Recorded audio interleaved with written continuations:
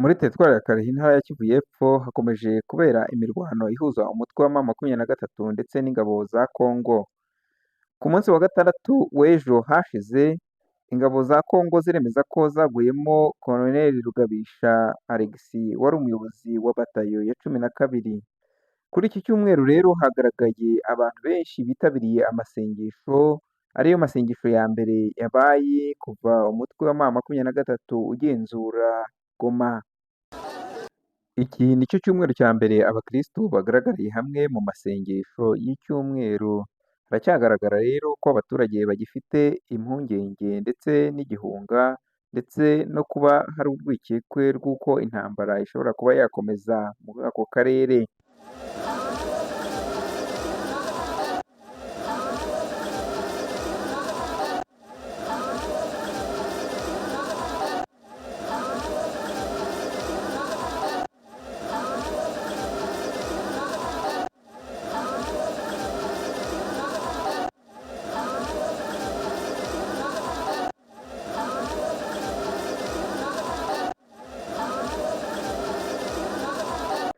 Ingabo za M23 rero ndetse harimo na Colonel Nanga zagaragaye ziri mu bikorwa by'amasuku.